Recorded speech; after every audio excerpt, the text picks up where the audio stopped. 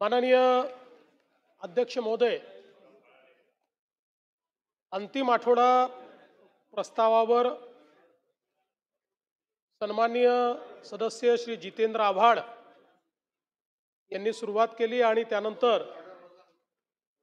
सन्माननीय श्री अतुल भातखळकरजी, रोहित पवारजी, प्रकाश सोळंकेजी, सुनील प्रभूजी, रवी राणाजी, विजय वडेट्टीवारजी, दिलीप लांडेजी, जयंतराव पाटीलजी, कैलास पाटीलजी, विश्वजीत कदमजी, प्रवीण दटकेजी, चेतन तुपेजी, अभिजित पाटीलजी, रमेश बोरनारेजी, बापूसाहेब पठारेजी, अनिल मांगुळकरजी, अनंत बाळा नरजी, शिवाजीराव पाटीलजी, सुमित वानखेडेजी, बाबाजी काळेजी, हिरामण खोसकरजी, मुरजी पटेलजी, ज्योतिताई गायकवाड, सुरेशजी धस, महेश सावंतजी, बालाजी कल्याणकर, हेमंत ओगलेजी, विलास भुमरेजी, विक्रम पासपुतेजी अशा जवळपास 30 सन्माननीय सदस्यांनी या ठिकाणी या प्रस्तावावर आपलं मत व्यक्त केलं आणि वेगवेगळ्या प्रकारची सूचना केली, काही टीका पण केली. खरं म्हणजे एक गोष्ट मला आपल्या निदर्शनास आणून द्यायची आहे की आपण बिझनेस ॲडवायझरी कमिटीमध्ये ज्यावेळेस बसलो होतो त्यावेळी विरोधी पक्षाच्या वतीनंच काही सिनियर सदस्यांनी असं सांगितलं होतं की अलीकडच्या काळामध्ये प्रस्तावामध्ये इतके डिपार्टमेंट टाकले जातात की त्याला न्याय मिळत नाही आणि म्हणून त्या दिवशी चर्चा झाली होती की 2 किंवा फार तर 4 डिपार्टमेंट त्याच्यामध्ये टाकले पाहिजे. पण दुर्दैवाने यावेळी परत विरोधी पक्षाकडनं जो अंतिम आठवडा प्रस्ताव आला तो होलडाल स्वरूपाचा आहे. एकही खातं सोडलेलं नाही आहे. सगळ्या खात्याचं या ठिकाणी काही ना काही टाकलेलं आहे. मी अनेक वर्ष विरोधी पक्षात राहिल्यामुळे आणि विरोधी पक्षात काम करण्याची सवय असल्यामुळे विरोधी पक्षाला अशी सूचना करतो की खरोखर चर्चा करून न्याय मिळवून घ्यायचा असेल तर किती खात्यांवर आपण चर्चा उपस्थित केली पाहिजे याचं नियोजन केलं पाहिजे. आणि आपल्याला अनेक आयुध पहिलेपासून शेवटपर्यंत असतात. आधी विचार करून वेगवेगळे विषय कुठल्या वेळी कुठल्या आयुधात उचलले पाहिजेत याचंही नियोजन जर केलं तर जयंतराव अधिक इफेक्टिव्हली विरोधी पक्ष म्हणून काम करता येईल. आणि म्हणून मला असं वाटतं की 5 वर्ष तरी ते शक्य नाही.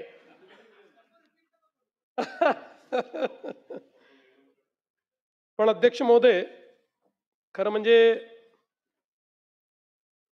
अंतिम आठवडा प्रस्ताव मांडण्याकरता ज्यावेळेस मी उभा आहे त्यावेळी माझ्या आणि आपल्या सगळ्यांच्या मनामध्ये वेदना आहे.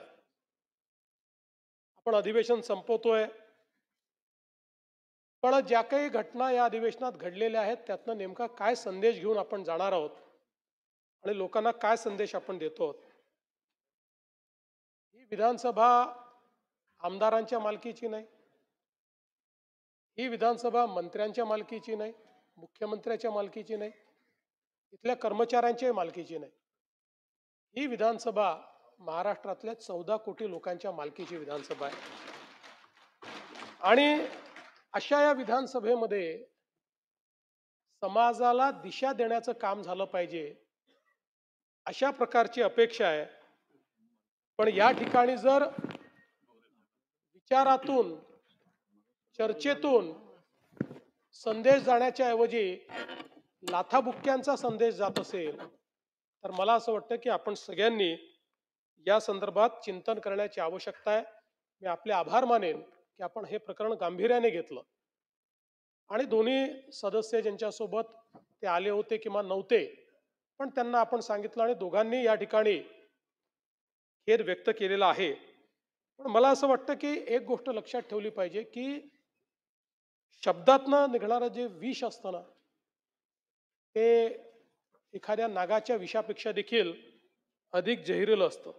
आणि म्हणून या ठिकाणी चर्चेचा स्तर, त्या संदर्भात कटुता निर्माण होणार नाही असा प्रयत्न, ठीक आहे, अनेक वेळा प्रसंग येतात, शेवटी आपण माणसं आहोत, राग अनावर होतो, पण तरी देखील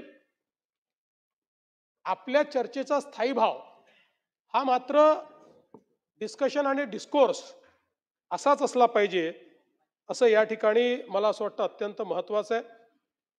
अनेक वेळा म्हणजे जे काही आपल्याला काही पाहायला मिळालं, कोणी मीडियासमोरच अश्लील घोषणा देत आहे, कोणी अजून काही बोलत आहे, कोणी वेगवेगळ्या प्रकारे अध्यक्षांच्या विरुद्धच अध्यक्ष मॅनेज आहेत असं म्हणताय. मला असं वाटतं की या सभागृहाने एक लक्षात घेतलं पाहिजे, या सभागृहामध्ये 288 सदस्य आहेत. नियमाने या ठिकाणी 45 लक्षवेधी झाल्या पाहिजेत. आपण 45च्या ऐवजी 200 लक्षवेधी करतात. 200 लक्षवेधी केल्या जर तरीही 288 सदस्यांच्या लक्षवेधी लागू शकत नाही. आणि मग अशा परिस्थितीमध्ये जी काही भाषा आपण या ठिकाणी वापरतो ती भाषा काही योग्य नाही आहे. खरं म्हणजे त्रिभाषा सूत्रावर देखील बरीच चर्चा झाली. आता त्यातली तिसरी भाषा कुठल्या वर्गात शिकवायची त्याचा निर्णय समिती करेल. पण मला असं वाटतं की आपल्याला एक त्रिसूत्री तरी या ठिकाणी ठरवावी लागेल निवडून आल्यानंतर, आणि ती म्हणजे संसदीय परंपरांचं पालन, संसदीय भाषेचं पालन आणि सातत्यपूर्ण संवाद. ही त्रिसूत्री जरी आपण पाळली तरी देखील मला असं वाटतं की या ठिकाणी निश्चितपणे आपण त्यातनं एक चांगला संदेश देऊ शकू. आता काल जी मारामारी या ठिकाणी झाली, खरं म्हणजे कोणी कोणाही सोबत कोण येत आहे या संदर्भात काही ना काही त्याच्यावर शिस्त असली पाहिजे. आता आपण जर बघितलं तर या ठिकाणी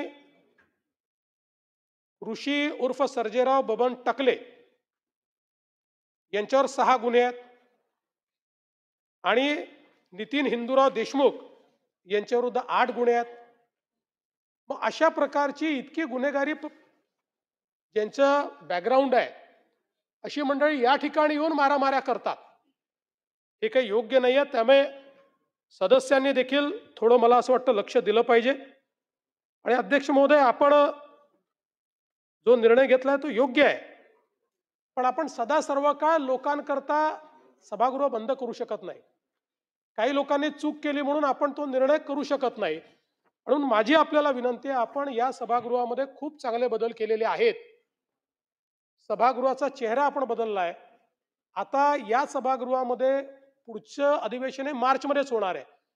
या दरम्यान या ठिकाणी योग्य सुरक्षा व्यवस्था उभी करून कुठलाही अभ्यागत येऊ द्या, बिना बिल्ल्याचा तो इथे दिसणार नाही. कारण असंही माझ्या लक्षात आलेलं आहे की अनेक लोक, तुम्ही परवानगी दिलेली नाही, कोणी परवानगी दिली नाही तरी या ठिकाणी आतमध्ये हे येतात कसे? आणि म्हणून मला असं वाटतं, मला चिंता यायची नाही, 2-4 लोक आले तर आले, फरक पडत नाही. पण याच्यातल्याच एखाद्याने येऊन जर इथे एखादी आतंकवादी घटना केली तर उद्याला याची जबाबदारी कोण घेणार आहे?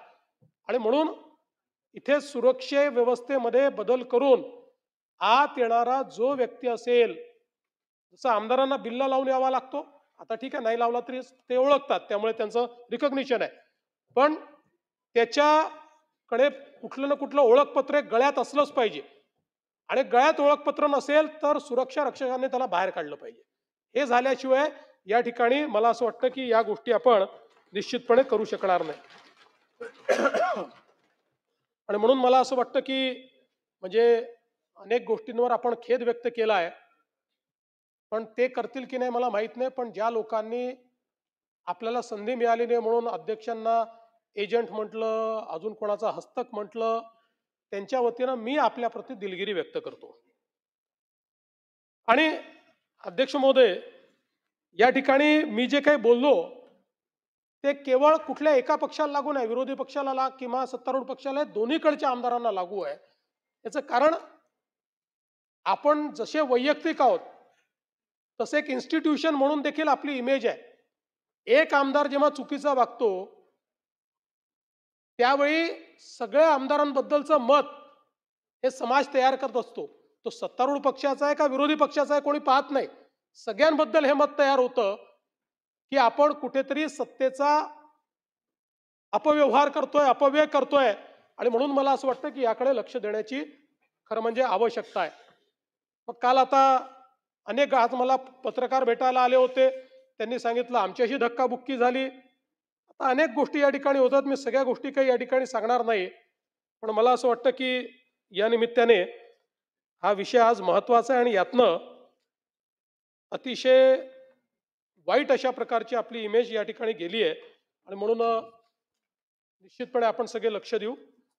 या चर्चेची सुरुवात आव्हाड साहेबांनी केली आणि प्रवीण गायकवाड यांच्या प्रकरणापासून स्टेट स्पॉन्सर्ड टेररिझम आहे अशा प्रकारचं त्यांनी सांगितलं। आता खरं म्हणजे आव्हाड साहेब, पहिली गोष्ट तर अशी आहे की या ठिकाणी ही जी काही घटना घडली ती घटना घडल्यानंतर प्रवीण गायकवाड त्याच्यावर तक्रार द्यायला तयार नव्हते। पोलिसांनी स्वतः पुढाकार घेऊन ही तक्रार नोंदवली, त्याच्यावर कारवाई केली। मूळतः झालेला प्रकार हा नॉन कॉग्निझेबल ऑफेन्स मध्ये बसतो किंवा cognizable offence bailable in police station मध्ये बसतो। तथापि याचं गांभीर्य लक्षात घेऊन त्याच्यामध्ये कडक सूचना दिल्या, कडक कारवाई केली आणि जे काही आरोपी होते त्या आरोपींना त्या ठिकाणी अटक केली। आता या आरोपींनी कधीतरी भाजपमध्ये प्रवेश केला होता। आता मी 100 घटना आणलेल्या आहेत की ज्यामध्ये राष्ट्रवादीचा सदस्य असलेल्या, काँग्रेसचा सदस्य असलेल्या लोकांनी काहीतरी अपराध केलेला आहे, हल्ले केलेले आहेत। याचा अर्थ असा घ्यायचा का की राष्ट्रवादी शरद पवार गटानेच सांगितलं त्यांना अशा प्रकारची कारवाई करायला? असं नाही घेता येत। हा त्यांचा वैयक्तिक त्या ठिकाणचा प्रश्न आहे। त्यांनी त्यांना सांगितलं की तुम्ही आता इतके वर्ष ती संभाजी ब्रिगेड चालते, आता हे नवीनच एक चालू झालेलं आहे, आता संभाजी ब्रिगेड चालते, तर यांचं म्हणणं आहे संभाजी ब्रिगेड का म्हणता, छत्रपती संभाजी ब्रिगेड का म्हणत नाही? आता ह्या गोष्टी मला असं वाटतं की कुठेतरी आपल्याला लक्षात घ्याव्या लागतील। हे जे काही चाललंय, आपली मनं जी संकुचित व्हायला लागली आहेत याचाही विचार करावा लागेल। पण मी आपल्याला सांगतो, आम्ही देखील या घटनेचा निषेध केला, आम्हीही या हल्ल्याचा निषेधच केलेला आहे आणि याच्यामध्ये स्टेट स्पॉन्सर्ड टेररिझम वगैरे असं म्हणून याला कुठला तरी वेगळा रंग द्यायचा किंवा याला काहीतरी राज्य स्तरावर झालेला आहे अशा प्रकारे करण्याचा जो तुमचा प्रयत्न आहे तो चुकीचा आहे। घटना चुकीची आहे, त्याच्यावर योग्य ती कारवाई ही खरं म्हणजे या ठिकाणी लावलेली आहे। म्हणजे मी खरं आपल्या लक्षात आणून देतो की आमचे चंद्रकांत दादा सोलापूरमध्ये होते, त्यांच्यावर शाई फेकण्यात आली होती आणि त्यावेळेसही मागणी केली मकोकाला। चंद्रकांत दादांनी सांगितलं मला याच्यामध्ये तक्रार देखील द्यायची नाही। ठीक आहे, त्यावेळेस मग जी काही कारवाई यांच्यावर झाली तेवढीच कारवाई त्यावेळेस झाली। आता चंद्रकांत दादा काही लहान माणूस नाहीच आहे ना, त्याच्यामुळे मला असं वाटतं की कुठल्याही परिस्थितीमध्ये अशा प्रकारे याला स्टेट स्पॉन्सर्ड टेररिझम वगैरे म्हणणं हे काही योग्य नाही आहे। आता खरं म्हणजे एक गोष्ट कालपासनं या सभागृहात होते आहे ती म्हणजे हनी ट्रॅप। कोणचा हनी ट्रॅप यांनी आणला मला समजतच नाही। आणि नानाभाऊने तर कुठला बॉम्बच आणला म्हणे, नानाभाऊ आलाच नाही आमच्यापर्यंत बॉम्ब। बरं आमच्याकडे, बरं तुमच्याकडे असला बॉम्ब तर आमच्याकडे दिला तर पाहिजे ना। ना हनी आहे ना ट्रॅप आहे। नानाभाऊ असं एक कुठली घटना घडली असेल तर ती मांडली पाहिजे, पण माहोल असा क्रिएट होतोय आजी माजी मंत्री, आता सगळे एकमेकाकडे पाहून राहिले, इकडे आजी मंत्री आहे, इकडे माजी मंत्री आहे। हे आजी मंत्री आहे का माजी मंत्री आहे? कोण फसलाय हनी ट्रॅप मध्ये? कुठल्याही आजी माजी मंत्र्याच्या हनी ट्रॅपचं या ठिकाणी तक्रारही नाही, पुरावेही नाही। अशी घटनाही समोर आलेली नाही. आणि हनी ट्रॅपच्या संदर्भात, हनी ट्रॅप नाहीच, पण अशा संदर्भातली एक तक्रार या ठिकाणी आली होती. नाशिकच्या संदर्भात एका महिलेने तक्रार केली आणि त्यानंतर त्यांनी ती तक्रार परतही घेतली. एका उपजिल्हाधिकाऱ्याच्या संदर्भात अशा प्रकारची तक्रार होती. आणि आपण म्हणजे आता मला काही राजकीय पॉलिटिसाइज करायचं नाही, पण आपण सातत्याने व्यक्तीचा, हॉटेलचा, हॉटेल मालकाचा उल्लेख करताय. ती व्यक्ती काँग्रेसचा अध्यक्ष आहे, काँग्रेस पार्टीचा अध्यक्ष आहे. हा नाही नाही, पहिले त्याच्यावर इलेक्शन लढले आहे. इलेक्शनला आहे बा. नाही नाही, हे हे हे हे पंजाब. पण पण नाना भाऊ, मी जाऊ द्या. मी तुम्हाला एवढंच सांगू इच्छितो की अशा प्रकारे सभागृहाचा वेळ घालवणे, सभागृह सोडून जाणे, सभागृहाचा सभात्याग करणे, नीट पुरावे आणायचे, जोरदार मांडायचे. सत्तारूढ पक्षाला सत्तारूढ पक्षाला बोलती बंद करून टाकायची, सत्तारूढ पक्षाची. पण जे नाहीच, म्हणजे काय म्हणतात ते, काय साप म्हणून म्हणून काय धुपटणं असं काहीतरी म्हणतात ना.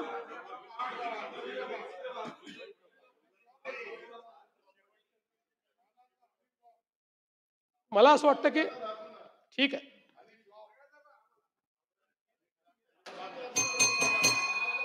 होऊ दे, रिप्लाय होऊ दे, बसून बोलू नका. उभं राहायची परवानगी दिली नाहीये, बसा. आणि वडेट्टीवार साहेब, मी आपल्याला सांगतो, महाराष्ट्र याआधी सुसंस्कृतच होता, तो आजही आहे. त्यामुळे चिंता करण्याची आवश्यकता नाही आहे. फक्त विष जे पेरतायत ना, त्यांनी थोडं लगाम लावण्याची आवश्यकता आहे. बाकी महाराष्ट्राचा सुसंस्कृतपणा काही इकडे तिकडे जात नाही. आता काल मला हिंदी सक्ती हवीच कशाला असा एक वृत्तपत्रीय लेखाचा संग्रह हा प्राप्त झालेला आहे. फक्त हा जो काही संग्रह मला प्राप्त झालेला आहे, तो देणाऱ्यांना माझी विनंती आहे की त्याच्यामध्ये काही अजून कात्रणं लावण्याची आवश्यकता आहे. ज्या कात्रणांमध्ये हा जो काही अहवाल या ठिकाणी शासनाने तयार केलेल्या कमिटीचा, की ज्या अहवालामध्ये समितीने रिकमेंडेशन दिलं होतं की 1ली ते 12वी हिंदी सक्ती करावी, जो माननीय उद्धव ठाकरे साहेबांच्या कॅबिनेट समोर आला. 1ली ते 12वी. आणि भाषेच्या उपसमितीमध्ये नुसते एक्सपर्ट नव्हते, आपल्या उबाठाचे एक प्रमुख नेते, ज्याने उपनेते आहेत शिवसेनेत, तुम्हाला माहिती आहे उपनेते किती मोठं पद आहे, ते त्या भाषेच्या उपसमितीचे त्यातले एक सदस्य होते. त्यांनी रिकमेंडेशन केलं 1ली ते 12वी हिंदी भाषा ही सक्तीची करावी. आणि तो अहवाल कॅबिनेटने स्वीकारला. आणि नुसता स्वीकारला असं नाही, 1 आठवड्यानंतर पुन्हा त्याचे जे काही मिनिट्स असतात ते कन्फर्मेशनला येतात. ते माननीय उद्धव ठाकरे साहेबांनी कन्फर्म केले, माननीय उद्धव ठाकरे साहेबांनी त्याच्यावर सही केली. त्यामुळे माझं बाकी काही म्हणणं नाही. माझं म्हणणं ते ठीक आहे, एकदा कॅबिनेटने काही स्वीकारलं, GR त्याचं प्रतिफळ असतं. आदित्यजी, मेन कॅबिनेट असते, पण हरकत नाही. मी मी मी मी त्याच्यावर आक्षेपच घेत नाहीये. नाही, मी त्याच्यावर आक्षेपच घेत नाहीये. मी एवढंच म्हणतोय की काल ज्या मला वृत्तपत्राचा झाली, तर तेच तो जो मी माननीय उद्धवजींनी मला दिल्यामुळे मी अतिशय नीट अशा प्रकारे हा जो काही लेखांचा संग्रह आहे, हे जे पुस्तक आहे ज्यात कात्रणं आहे, वाचलं. माझी एवढीच मागणी आहे की त्याच्यामध्ये ज्यावेळेस हा अहवाल आपल्याला सुपूर्द केला होता त्याची बातमी पण लावावी.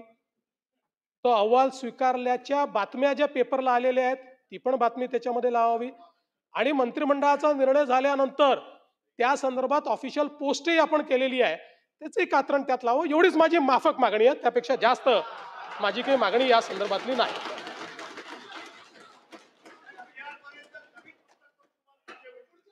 येस, आपल्याला पुढची भेट घ्यावीच लागेल, नाहीतर यांना खाद्य कसं मिळेल? हे एक कठीणच झालंय जयंतराव. तुम्ही माझ्याकडे येऊन गेले की तुम्ही भाजपमध्ये येणार, हे आमच्याकडे येऊन गेले की हे भाजप सोबत येणार. म्हणजे आपण संवादाच्या गोष्टी करतो. आणि आता मी माध्यमांना दोष देत नाही, पण माझी त्यांना विनंती आहे की संवाद राहू द्या. कोणी कोणाला भेटलं म्हणजे तो त्याच्या पक्षातच चाललाय किंवा त्यांची युतीच होते आहे.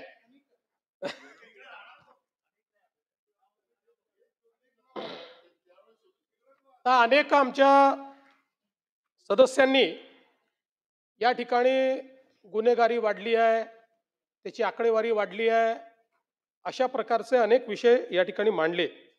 खरं म्हणजे इतके वर्ष मी गृह विभागाच्या चर्चेला उत्तर देताना नेहमी हे सांगतो की गुन्हेगारीच्या संदर्भात आकडेवारीने त्याचं समर्थन करणं किंवा आकडेवारीने त्याचं विश्लेषण करणं हे खूप संवेदनशील वाटत नाही.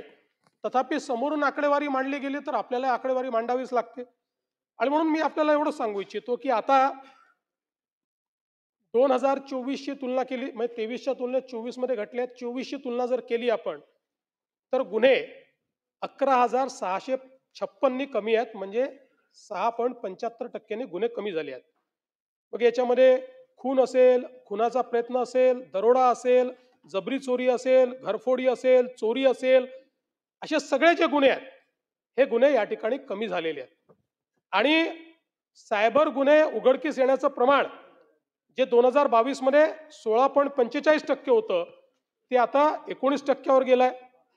आणि ते आणि यासोबत ते आता साधारणपणे आपण जर बघितलं तर याच्यामध्ये मोठ्या प्रमाणात 2021 सालचा जर आपण विचार केला तर फसवणूक झालेल्यांपैकी जी काही रक्कम आहे फक्त 2.75% रक्कम ताब्यात येत होती. आता ती 2.75%वरनं फसवणूक झालेल्या केसेसमध्ये सायबर फ्रॉडमध्ये जवळपास 16% पोहोचलेली आहे. हे काही समाधानकारक आहे असं नाही आहे, पण ही चांगली प्रगती आहे. मी सांगू इच्छितो की 3%वरनं 16%वर आपण पोहोचलो आहोत. आणि आता जर गोल्डन अवरमध्ये अशा प्रकारच्या फ्रॉडची माहिती मिळाली तर आपण 90% केसेसमध्ये त्या ठिकाणी पैसे वाचवू शकतो आहोत. अशा प्रकारची परिस्थिती ही आपल्याला या ठिकाणी पाहायला मिळते. आता काही लोकांना मी गृहमंत्री असलो की नागपूरचीच आवड आहे. सुनील प्रभू साहेब काय असं करताय, का नागपूरला बदनाम करताय आपण? नाही नाही, माहिती चुकीची आहे. चुकीच्या आहे की नागपूरमध्ये गुन्हे वाढले नाही, किंबहुना नागपुरात गुन्हे कमी झाले आहेत. हे आपल्याला सांगू इच्छितो की आपण जर विचार केला तर राज्यामधले गुन्हे कमी होण्याचं प्रमाण हे 6.5% आहे, पण नागपूरमध्ये गुन्हे कमी होण्याचं प्रमाण हे 11% आहे. आणि आपण जर मागच्या वर्षीची तुलना केली तर 581 गुन्हे हे नागपूरमध्ये कमी झाले आहेत, ज्यामध्ये खुनाचा प्रयत्न 25%ने कमी आहे, दरोडा 6ने घट आहे, जबरी चोरी 60ने घट आहे, चोरीचे गुन्हे 248ने घट आहे, वाहन चोरी 100ने घट आहे. आता सगळं आपल्याला या ठिकाणी वाचून दाखवत नाही. आणि जवळपास प्रतिबंधात्मक कारवाईमध्ये नागपूरमध्ये 12%ची वाढ झालेली आहे.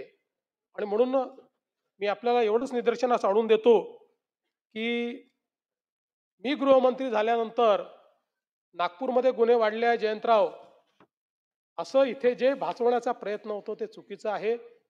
आज नागपूरमध्ये खूप मोठ्या प्रमाणात इन्व्हेस्टमेंट येते आहे आणि अशा प्रकारे नागपूरला बदनाम करून नागपुरातली इन्व्हेस्टमेंट थांबावी अशा प्रकारचं तुमच्या मनात नसेल असं मी समजतो.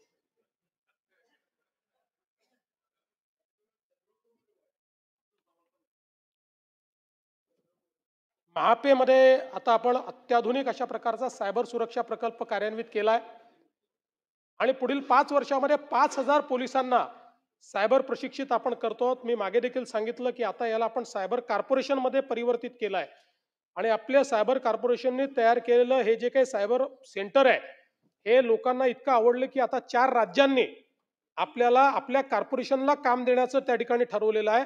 त्यांच्याकडे अशा प्रकारचं सायबर सेंटर तयार करण्याकरता यासोबत आपण नोडल सायबर पोलीस स्टेशन केलं आहे. 50 जिल्ह्यामध्ये सायबर लॅबची क्षमता वृद्धी आपण केली आहे. आपण एक 1945 म्हणजे 1945 असा एक नंबर दिलेला आहे. आता कुठल्याही प्रकारच्या सायबर गुन्ह्यामध्ये 1930 किंवा 1945 हा नंबर जर डायल केला तर तात्काळ आपण त्या ठिकाणी टेक्नॉलॉजी असिस्टेड इन्व्हेस्टिगेशनच्या माध्यमातून अतिशय कमीत कमी वेळात कुठेही ते पैसे गेले असले तरी थांबवू शकतो. अशा प्रकारची व्यवस्था आपण उभी केली आहे.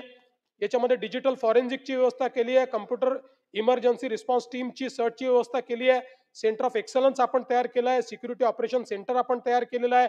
सायबर घुसखोरीचा प्रतिबंध करण्याकरता, हॅकिंग करता अतिशय महत्वाचं अशा प्रकारचं सगळ्या प्रकारचं सॉफ्टवेअर आपण त्या ठिकाणी घेतलेलं आहे आणि खूप मोठी रोबस्ट व्यवस्था. म्हणजे आता एखाद्या खासगी आस्थापनेलाही आपलं सायबर ऑडिट करायचं असेल तर ते ऑडिट करण्याची क्षमता ही आपण महाराष्ट्रामध्ये या ठिकाणी तयार केलेली आहे. महिला अत्याचाराच्या प्रकरणांमध्येही आपण जर बघितलं तर या ठिकाणी जवळपास 91% प्रकरणं उघडकीस आलेली आहेत. बलात्काराच्या ज्या घटना आहेत त्यामध्ये 98% घटना उघडकीस आलेल्या आहेत. आणि मी फार डिटेलमध्ये जात नाही, पण हे समाजाचं दुर्दैव आहे की आपण जर बघितलं तर बलात्काराच्या या सगळ्या प्रकरणामध्ये 99.52% आरोपी हे पीडितेच्या ओळखीचे किंवा नातेवाईक आहेत. अशा प्रकारची अवस्था आपल्याला पाहायला मिळते. हे समाजाचं अतिशय विदारक अशा प्रकारचं सत्य या ठिकाणी आपल्याला पाहायला मिळत आहे. पण यामध्ये बलात्काराच्या प्रकरणामध्ये 60 दिवसामध्ये निर्गती करण्याचं जे एक आपण लक्ष ठेवलं होतं ते अतिशय चांगल्या पद्धतीने आपण करतो. 2020 पर्यंत आपण 45% केसेसमध्ये, म्हणजे 19ला आपण हा निर्णय घेतला होता, 20 पर्यंत केवळ 45% केसेसमध्ये आपण ही निर्गती 60 दिवसात करायचो. आता अरे नका आणून देऊ रे बाबा, उगीच कोणी काही दिलं तरी डिस्टर्ब होतं जरा. आता जर आपण बघितलं तर 60 दिवसामध्ये बलात्काराच्या गुन्ह्यामध्ये 97.3% इथपर्यंत आपण निर्गती केली आहे. म्हणजे 97.3% केसेसमध्ये 60 दिवसाच्या आत सगळं इन्व्हेस्टिगेशन संपवून आपण चार्जशीट त्या ठिकाणी दाखल करतो आहे. त्यामुळे मला असं वाटतं की आपली जी सगळ्यांची अपेक्षा आहे, आणि मध्यंतरीच्या काळात आपणही वाचले असतील, वेगवेगळ्या प्रकारे आता ज्युडिशियरी देखील आपल्याला मदत करते. 7 दिवसात केसचा निकाल, 15 दिवसात केसचा निकाल, अशा पद्धतीनं देखील काही निकाल या ठिकाणी आलेले आहेत. यासोबत ऑपरेशन मुस्कान की जी हरवलेली बालकं आपण ज्याच्यामध्ये शोधतो, पोलिसांनी त्यातही अतिशय उत्तम काम केलेलं आहे. आणि आतापर्यंत वेगवेगळ्या ऑपरेशन्समध्ये 41,193 मुलं ही आपण सोडवून आणलेली आहेत. आणि एवढंच नाही तर आता दरवेळेस आपल्या सभागृहामध्ये महिलांच्या संदर्भातला विषय येतो, मग ती आकडेवारी येते आणि मग आपल्याला ते सांगावं लागतं की वर्षभरात या महिला सापडतात, 90%च्या वर महिला त्या ठिकाणी सापडत असतात. पण आता आपण एक मिसिंग सेल तयार केलेला आहे आणि या मिसिंग सेलच्या माध्यमातून प्रत्येक पोलीस स्टेशनमध्ये हरवलेल्या किंवा निघून गेलेल्या महिला, मिसिंग ज्या महिला आहेत यांचं परमनंट ट्रॅकिंग केलं पाहिजे, अशा प्रकारचा आपला प्रयत्न आहे. कारण आपण हे पाहतो की वर्षभर ट्रॅकिंग होतं, मग कुटुंबातले लोकही लक्ष देत नाहीत, पोलीसही लक्ष देत नाही. आणि म्हणून हा एक स्पेशल सेलच आपण तयार केलेला आहे. आणि या सेलने एक ऑपरेशन शोध म्हणून जो काही काम हातामध्ये घेतलं होतं, अतिशय चांगलं काम त्या माध्यमातून केलेलं आहे. त्यामुळे मला असं वाटतं की त्याहीबद्दल अतिशय संवेदनशीलतेनं या ठिकाणी काम चाललेलं आहे. अंमली पदार्थांच्या संदर्भात खरं म्हणजे या सभागृहात लक्षवेधीच्या उत्तरातही मी बरीच माहिती दिलेली आहे. पण आपण जवळपास मे 24 अखेरीस 1568 आरोपींना अटक केली होती. मे 25च्या अखेरीस 2194 आरोपींना आपण अटक केली आहे. आणि आता प्रत्येक पोलीस स्टेशनला आपण नार्कोटिक्सचा वेगळा सेल तयार केलेला आहे, ज्याच्यामध्ये जवळपास 5,975 अंमलदार आणि 1974 पोलीस अधिकारी हे स्पेशली नार्कोटिक सेल करता या ठिकाणी आपण रिक्रूट केलेले आहेत किंवा त्यांना ते काम दिलेलं आहे आणि आपल्या समोर पुढच्या काळामध्ये नार्कोटिक्स हा एक खूप मोठं आव्हान तयार झालेलं आहे. याकरता इफेक्टिव्हली कारवाई करण्याकरता प्रत्येक पोलीस स्टेशनच्या स्तरावर आपण ही कारवाई केली आहे. आणि मला नाही, तेही मला सांगायचं आहे की यापूर्वी नार्कोटिक्समध्ये आपल्यासमोर हा प्रश्न होता की ती मंडळी वारंवार गुन्हा करायची, हॅबिच्युअल, पण त्यांच्यावर आपल्याला लावण्याकरता कुठलंही अशा प्रकारचं प्रतिबंधात्मक कायदा नव्हता. अशा प्रकारचं प्रतिबंधात्मक कायदा नव्हता. याच अधिवेशनामध्ये दोन्ही सभागृहांनी अशा केसेसमध्ये MCOCA म्हणजे मकोका लावायची परवानगी दिलेली आहे. तो कायद्यात आपण बदल केलेला आहे. त्यामुळे आता यानंतर अशा प्रकारच्या केसेसमध्ये आपल्याला मकोका हा निश्चितपणे त्या ठिकाणी लावता येईल. आणि मला हे देखील सांगायचं आहे की आपण एक निर्णय घेतला होता की जे पोलीस अशा प्रकरणामध्ये आढळतील त्यांना सस्पेंड नाही तर त्यांना बडतर्फ करायचं. 13 पोलिसांना आपण आतापर्यंत बडतर्फ केलेलं आहे. आणि कुठल्याही स्तरातला असो, तो अधिकारी असो की अंमलदार असो, जो ड्रग्सच्या केसमध्ये डायरेक्टली इनडायरेक्टली आहे असा पुरावा असेल त्याला या ठिकाणी सस्पेंड नाही केलं जाणार, त्याला बडतर्फच केलं जाईल. हा निर्णय देखील आपण या ठिकाणी केलेला आहे. मला असं वाटतं की मकोकाचा तर विषय मी आपल्याला सांगितला. नवीन टास्क फोर्स जी आपण तयार केलेली आहे त्याही संदर्भात मी आपल्याला सांगितलेलं आहे. आणि म्हणून मला असं वाटतं की मोठ्या प्रमाणात ही कारवाई आपण करतो. काल बोलताना आव्हाड साहेब आपण जनसुरक्षा कायद्याच्या संदर्भात बोललात. पहिल्यांदा तर मी आपल्याला सांगतो की डावे आणि कडवे डावे यातलं अंतर आपण समजून घ्या. आपल्याला थोडक्यात हे अंतर सांगायचं असेल तर इस्लाम आणि आयसिस यांच्यात जे अंतर आहे तेच डावे आणि कडव्या डाव्यात. इस्लाम हा वेगळा आहे, तो एक धर्म आहे, आणि आयसिस हा एक विचार आहे. त्यामुळे जगामध्ये आता एक टर्मिनॉलॉजी तयार झाली आहे, इस्लामिस्ट एक्स्ट्रीमिझम. ती आयसिस करता वापरली जाते. त्याचा अर्थ प्रत्येक मुस्लिम धर्माचं पालन करण्याकरता ती नाही आहे. तसंच कडवे डावे म्हणजे लेफ्टिस्ट एक्स्ट्रीमिस्ट. त्यामुळे डावे आणि कडवे डावे याच्यात हे अंतर करण्यात आलेलं आहे. डाव्यांना कुठेही विरोध नाही आहे याच्यामध्ये. उलट मी त्या दिवशी सांगितलं की अशा प्रकारची पहिली प्रतिबंधात्मक कारवाई UAPAच्या अंतर्गत डाव्या पक्षाचे आयकॉन असलेले बंगालचे मुख्यमंत्री बुद्धदेव भट्टाचार्य यांनी communist party of India Maoist या पार्टीला त्या ठिकाणी कायद्याच्या अंतर्गत प्रतिबंधित केलं. त्यामुळे मी पुन्हा एकदा सांगतो, हा कायदा डाव्यांच्या विरोधात नाही. हा कायदा कोणाही व्यक्तीला तुम्ही आंदोलन करू नका, सरकारच्या विरोधात बोलू नका, सरकारच्या विरोधात लिहू नका, याकरता हा कायदा नाही. हा कायदा केवळ माओइस्ट विचारसरणी जी आहे, कडवी डावी विचारसरणी आहे, या विचारसरणीला प्रोपोगेट करून भारताच्या संविधानाच्या विरोधात अराजक तयार करण्याचा जे प्रयत्न करतायत अशा संघटनांना बॅन करणे आणि मग बॅन संघटनेचं जो काम करतोय त्याच्यावर कारवाई करण्याकरता या कायद्यामध्ये इंडिव्हिज्युअल व्यक्तीला अरेस्ट करताच येत नाही. कुठल्याही व्यक्तीला थेट अशा प्रकारे, आणि कुठल्याही संघटनेवर बॅन टाकायचा असेल तर पहिल्यांदा उच्च न्यायालयाचे न्यायमूर्ती आणि जिल्हा न्यायालयाचे न्यायमूर्ती यांच्या समोर जाऊन आपले पुरावे दाखवून त्यांनी ते पुरावे योग्य सांगितलं तरच तुम्हाला त्या ठिकाणी बॅन करता येतं. आणि त्या बॅनवरही हायकोर्टात जाण्याकरता 30 दिवस देण्यात आले आहेत. मला असं वाटतं की एवढा लिबरल कायदा दुसरा कुठलाही नाही. आपला मकोकाचा कायदा देखील याच्यापेक्षा भयानक आहे. म्हणून मी पुन्हा एकदा आपल्याला सांगतो, आपणही डोक्यातनं काढावं आणि जे लोक याच्या विरोधात आज प्रचार करतात त्यांनी डोक्यातनं काढावं. पूर्णपणे लोकशाहीची तत्व आणि भारतरत्न डॉक्टर बाबासाहेब आंबेडकरांचं संविधान पाळून तयार करण्यात आलेला हा कायदा आहे. या कायद्याच्या माध्यमातून कोणावरही चुकीची कारवाई ही करण्यात येणार नाही. आज खरं म्हणजे काल ज्ञानराधाच्या संदर्भात देखील प्रकाशदादांनी विषय मांडला, अनेकांनी हे विषय मांडले. आणि म्हणून आता ठेवीदाराचं संरक्षण करण्याचा जो आपला कायदा आहे, या कायद्यामध्ये आता मॅक्सिमम शिक्षा ही 6 वर्षाची आहे. आता 7 वर्षाच्या आतली शिक्षा असली तर तुम्हाला प्रथमदर्शनी अरेस्टच करता येत नाही, तुम्हाला त्यांना नोटीसच द्यावी लागते.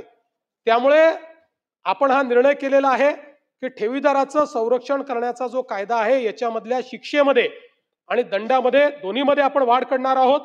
आणि त्यासोबत या संबंधित संचालकांनी घोटाळा उघडकीस आल्यापासून 6 महिने आधीपर्यंत जे काही व्यवहार केले असतील हे व्यवहार रद्द करण्याची देखील आपण त्या ठिकाणी तरतूद करतो.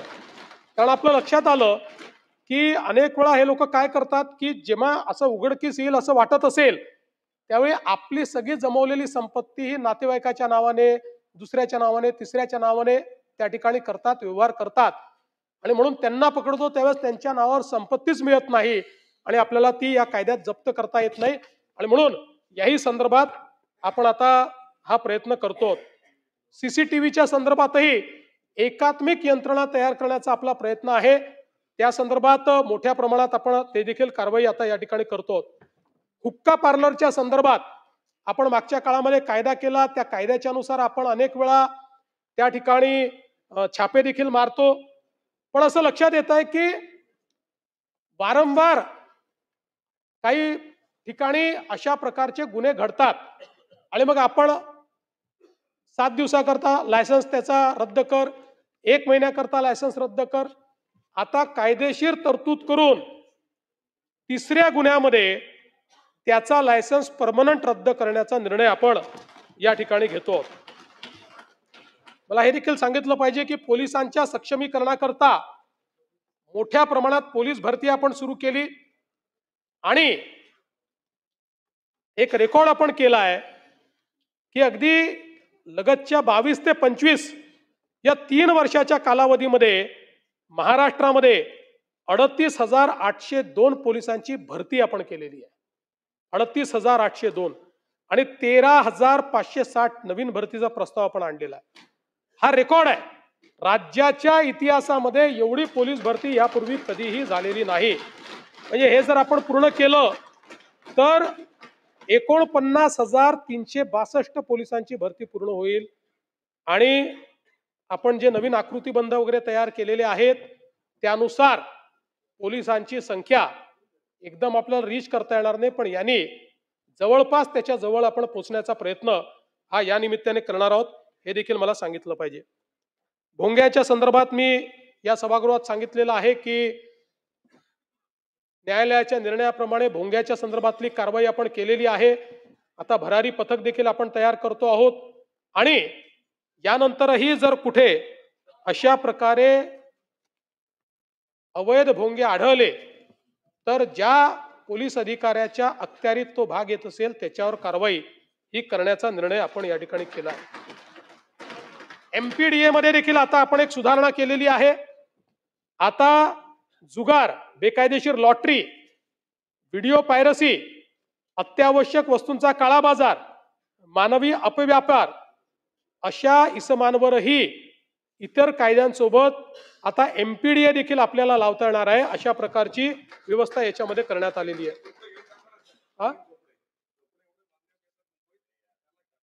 विचार करू.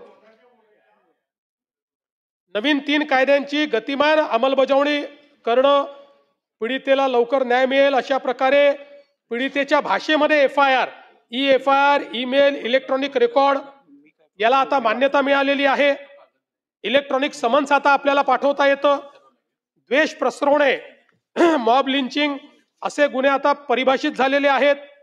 सगळ्या गुन्ह्यांमध्ये 90 दिवसाच्या आत आता तपास करायचा ही टाइमलाईन ठरवण्यात आलेली आहे.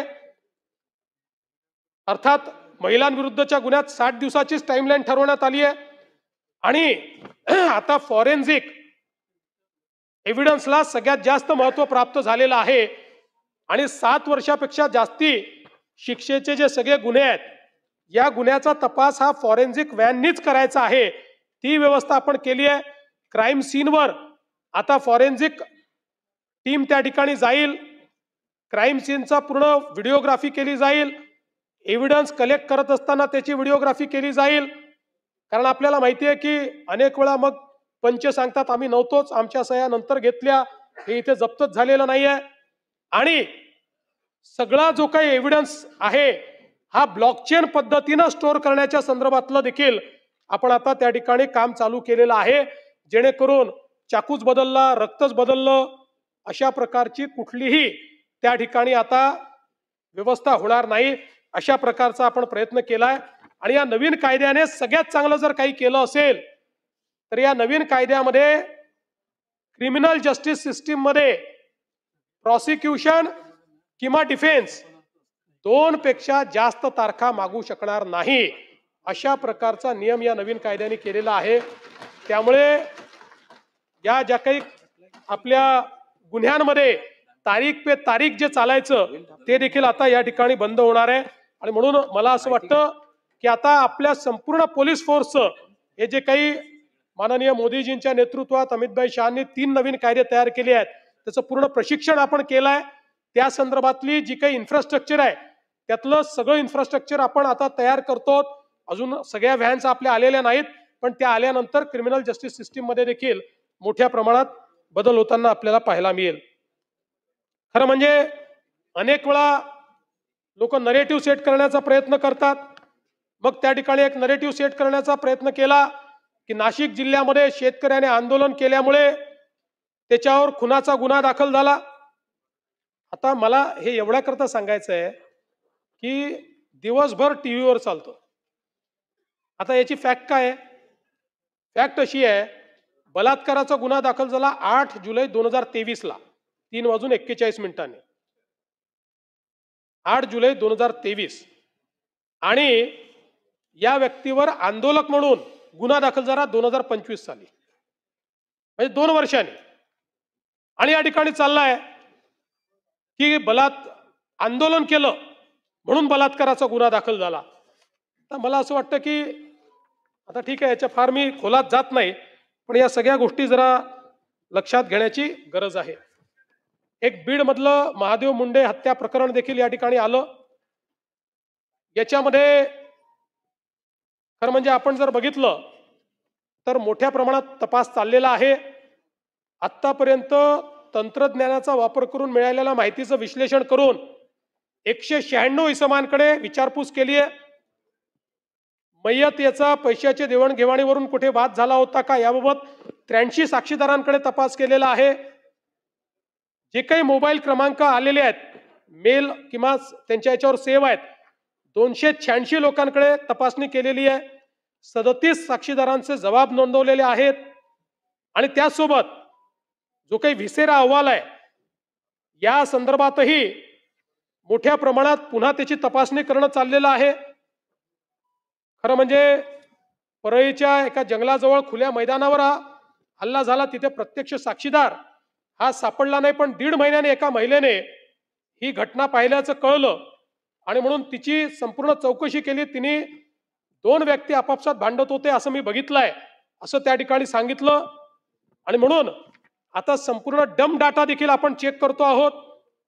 जवळपास 150 नंबरचा डंप डाटा हा त्या ठिकाणी चेक करण्याचं काम चाललेलं आहे. त्यामुळे मी एवढंच आश्वस्त करू इच्छितो, कारण त्यांच्या पत्नी निश्चितपणे पत्नीला सर्वाधिक त्या ठिकाणी दुःख असेल, त्यांचा आक्रोश आपण समजू शकतो, पण याच्यामध्ये कुठेही कोणालाही पाठीशी घातलं जाणार नाही. तर या संदर्भात जी काही कारवाई करण्याची गरज आहे ती कारवाई केली जाते आणि पुढे देखील ती केली जाईल. एक आव्हाड साहेबांनी ठाणे शहरात जमील शेख याची काही निर्घृण हत्या झाली, त्याच्या तपासामध्ये पोलिसांनी हलगर्जीपणा केलाय असं सांगितलं. हे जमील शेख महाराष्ट्र नवनिर्माण सेनेचे पदाधिकारी आणि आरटीआय कार्यकर्ते होते. आणि हे जे काही फिर्यादी आहेत फैजल शेख यांनी जी काही फिर्याद दिली त्या फिर्यादीमध्ये त्यांनी सांगितलं की स्थानिक नगरसेवक नजीब मुल्ला यांचे कट्टर राजकीय विरोधक होते व जमील शेख हे नजीब मुल्ला यांच्या अनधिकृत कामाची माहिती आरटीआय मार्फत प्राप्त करत होते. त्यामुळेच नजीब मुल्ला यांनी जमील शेख यांचा खून करण्याचे कारस्थान रचले असा मला संशय आहे असं फिर्यादीमध्ये त्यांनी त्या ठिकाणी सांगितलेलं आहे. यामध्ये 9 आरोपी निष्पन्न झाले आहेत. 7 आरोपींना अटक करण्यात आली आहे. 2 आरोपींचा अजून शोध सुरू आहे. 7 अटक आरोपींपैकी या ठिकाणी एका आरोपीला न्यायालयाने जामिनावर मुक्त केले आहे. 6 आरोपी न्यायालयीन कोठडीत आहेत. आणि आपण जे या ठिकाणी सांगितलं की यामध्ये जो मुख्य आरोपी आहे त्याने नजीब मुल्ला यांचं नाव घेतलेलं नाही, पण 2021 मध्ये 3 साक्षीदाराने 164 स्टेटमेंट दिलेला आहे आणि त्या 164 स्टेटमेंटमध्ये या तिघांनी नजीब मुल्ला याचं नाव घेतलेलं आहे. आणि त्यानुसार आत्ता तरी पोलिसांनी जी काही चौकशी केलेली आहे त्या चौकशीत यांनी दिलेलं विवरण आणि प्रत्यक्ष घटना याच्यामध्ये जी पुराव्याची साखळी मिळायला पाहिजे ती पुराव्याची साखळी नाही, त्यात विसंगती दिसते आहे. तथापि जे मय्यत आहेत त्यांच्या दोन्ही मुलींनी अतिशय आक्रोशाने हा मुद्दा या ठिकाणी मांडलेला आहे. आणि म्हणून पुन्हा एकदा याची चौकशी ही निश्चितपणे या ठिकाणी स्वतंत्रपणे केली जाईल आणि या सगळ्या पुराव्यांना पुन्हा एकदा पडताळून कुठेही जर यामध्ये संबंधित व्यक्तीचा सूत्रामही संबंध असेल तर त्यांच्यावर कारवाई केली जाईल. एक विठाबाई पडळकर यांच्या संदर्भातला विषय या ठिकाणी मांडण्यात आला. खरं म्हणजे याच्यामध्ये जर आपण बघितलं तर कायदेशीर अशा प्रकारे रजिस्ट्री झालेली आहे. आजकाल आपल्याला माहिती आहे रजिस्ट्रीला उपस्थित राहावं लागतं, रजिस्ट्रीला उपस्थित राहून फोटो लावावे लागतात. या सगळ्या गोष्टी या ठिकाणी झालेल्या आहेत. तथापि या सभागृहामध्ये हा विषय आलेला असल्यामुळे निश्चितपणे याची ही चौकशी जी आहे ती योग्य प्रकारे केली जाईल. आपण ठाणे इथल्या रतनशी प्रेमशी चॅरिटेबल ट्रस्टचा एक विषय मांडला. या ट्रस्टची जमीन ट्रस्टीनी बेकायदेशीररित्या विकली आणि त्याची जी किंमत होती त्या किमतीपेक्षा कमी किमतीमध्ये म्हणजे त्यांनी प्रिव्हिलिंग रेडी रेकनर रेटनी ती विकली, पण त्याची जी मार्केट रेट आहे हा अतिशय जास्त आहे. आणि म्हणून हे जे काही ट्रस्टी आहेत त्यांच्या मुलानेच तक्रार केली आणि तोच मुलगा माननीय उच्च न्यायालयात गेला. उच्च न्यायालयाने त्याच्यावर हे सांगितलं की हा व्यवहार बरोबर नाहीये. परत ट्रस्ट सर्वोच्च न्यायालयात गेलं. आता सर्वोच्च न्यायालयाने या संदर्भात जैसे थे परिस्थिती दिलेली आहे, याच्यामध्ये गुन्हा नोंदवलेला आहे. आता जैसे थे परिस्थिती असल्यामुळे त्याच्यामध्ये प्रोसीड करता येत नाही. सर्वोच्च न्यायालयाच्या निर्णयाच्या आधारावर या संदर्भात जी काही पुढची कारवाई आहे ती कारवाई निश्चितपणे केली जाईल. परभणी येथील सोमनाथ सूर्यवंशी यांच्या दुर्दैवी मृत्यूच्या प्रकरणामध्ये या ठिकाणी काही मुद्दे मांडण्यात आले. मी पुन्हा सभागृहाला सांगू इच्छितो की याच्यामध्ये ओपिनियन्स वेगवेगळे आले. पहिल्यांदा जे काही कारण दिलंय शॉक फॉलोइंग मल्टिपल इंजुरीज असं कारण दिलेलं आहे. आणि हिस्टोपॅथॉलॉजीचा जो रिपोर्ट आहे त्यामध्ये मयताच्या हृदयास ट्रिपल वेसल डिसीजचा गंभीर आजार असल्यामुळे मृत्यू झाल्याचं त्यात दिलेलं आहे. आणि म्हणून ह्या दोन वेगवेगळे ओपिनियन आल्यामुळे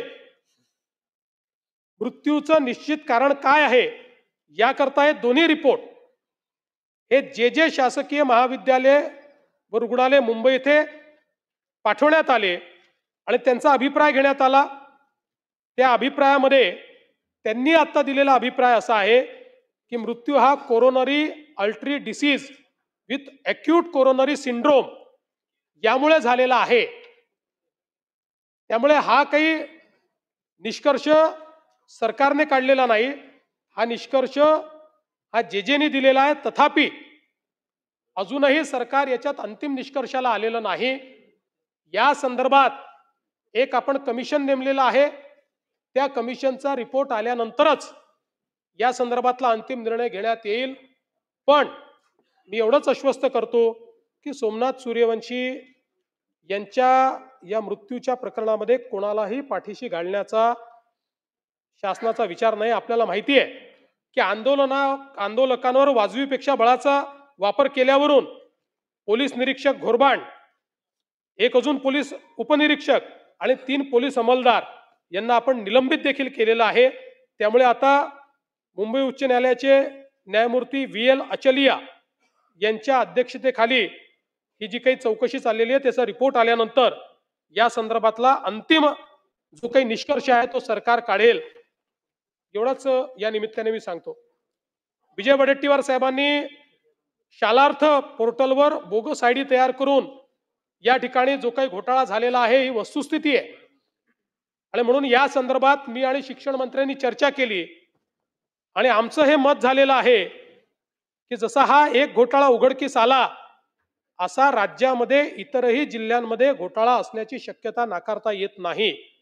आणि म्हणून या संदर्भात आम्ही SIT तयार करण्याचा निर्णय घेतलेला आहे आणि टेक्नॉलॉजीचा वापर करून इतरही ठिकाणी अशा प्रकारचा शालार्थ ID घोटाळा झाला आहे का, की ज्या माध्यमातून लॉग इन आणि पासवर्ड वापरून गैरमार्गाने ज्यांची नियुक्तीच झालेली नाही त्यांना दाखवून त्यांचे पगार काढण्याचा हा जो प्रयत्न आहे हा अतिशय चुकीचा आहे. आणि म्हणून याची पूर्ण चौकशी इतरही ठिकाणची ही निश्चितपणे केली जाईल.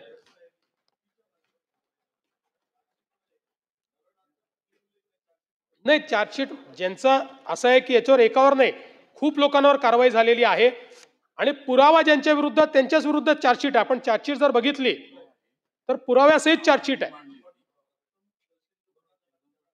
चेक करू आपण. जर या गुन्ह्यामध्ये कोणाला पाठीशी घालण्याचं कारणच नाही, कारण हे पाप आहे. अशा प्रकारे खोट्या शिक्षक दाखवून आणि त्यातनं राज्याला लुटण्याचा हा प्रकार आहे. हो, माननीय, आता तर छोटा आहे पण हा राज्यात आहे का जर बघितलं तर बघ, हा जर राज्यात निघाला ना तर 2-3 हजार कोटीचा तर नक्की निघेल.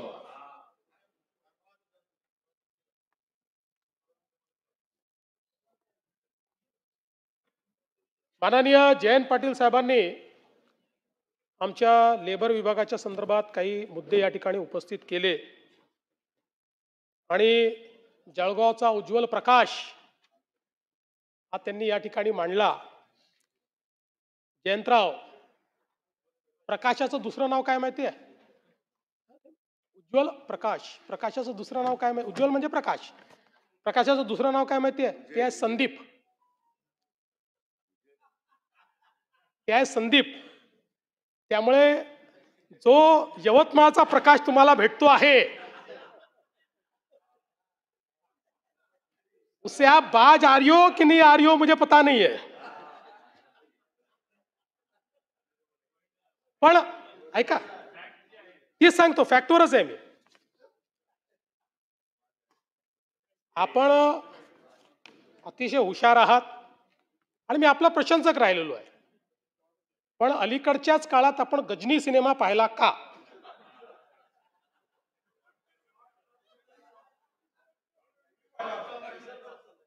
असा प्रश्न माझ्या समोर उपस्थित झाला आहे.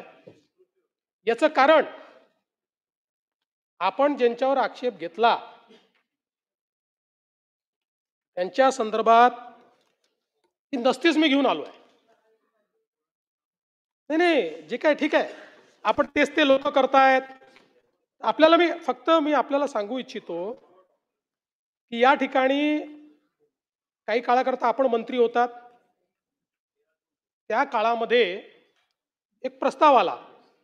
प्रस्ताव काय होता म्हणजे ते काय होतं, त्यात मुदतवाढ मागितली होती की काही लोकांचं राहिलेलं आहे आणि जुन्या जे पुरवठादार आहे त्या पुरवठादाराकडे अजून किट्स शिल्लक आहेत, तर तेवढ्या 1,23,000 किट्स 1,53,000 किट्स वाटण्याची परवानगी द्यावी काय. तर प्रस्ताव होता सचिव तथा मुख्य कार्यकारी अधिकारी महाराष्ट्र इमारत व बांधकाम कामगार कल्याणकारी मंडळ मुंबई यांनी उक्त पत्रान्वये 1,53,698 अत्यावश्यक वस्तू संच एसेन्शियल किट व 1,53,498 सुरक्षा सेफ्टी किट वाटपास मुदतवाढ देण्याच्या विनंतीस मान्यता देण्यास हरकत नसावी. आणि मग पुढे त्यांनी असंही म्हटलं की सद्यस्थितीत मंडळाकडे 20,67,000 बांधकाम कामगारापैकी 13,84,730 एवढ्या बांधकाम कामगाराची नोंदणी जीवित आहे, सक्रिय आहे. आणि नोंदणी केलेल्या जीवित 13,84,770 पैकी 9,27,730 बांधकाम कामगारांना अत्यावश्यक संच व सेफ्टी किट हे वाटप केल्यानंतर उर्वरित 4,57,000 बांधकाम कामगारांना हे संच वाटप करण्याबाबत पुढची काय कारवाई करायची अशा प्रकारचा 2 प्रस्ताव आपल्या पुढे आले. आपण बघितलं असेल, मी गजनी का म्हटलं, आपण म्हणाले मी तर त्यांच्यावर टाकलं, असं नाही आहे. आपण आपल्या अक्षरात लिहिलंय स्वतः. प्रस्ताव मान्य. आणि दुसरं, संदर्भात उर्वरित 4,53,000 बांधकाम कामगारांना सध्याच्याच कंत्राटदारामार्फत त्याच दराने दोन्ही संच पुरवण्यात यावे. आपलं आपलं अक्षर आहे. पाहिजे तर आपला आक्षेप असेल तर फॉरेन्सिकला पाठवून देतो.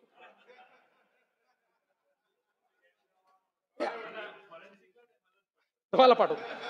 नाही नाही, मी आपल्या हेतूवर शंका घेत नाही. म्हणजे असं आपण बेनोव्हेलंट लोक आहोत, आपल्याला असं वाटू शकतं की 4,53,000 कामगार राहिले आहेत आणि मग पुढची प्रक्रिया करायला वर्ष जाईल, त्यामुळे देऊन टाका बाबा. पण मी आपल्याला एवढं सांगू इच्छितो की आपण जे आक्षेप माननीय आमच्या फुंडकर साहेबांवर घेतले, बिचारे नवीन नवीन मंत्री आहेत, मग त्यांच्यावर झाले की नाही खात्यावर, म्हणजे तर हे ठीक आहे.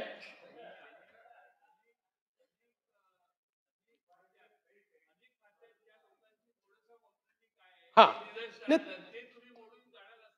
अगदी अगदी तेच तेच करायचं आपल्याला. त्यानंतर एवढंच नाही तर मी ही जी तुम्हाला म्हणजे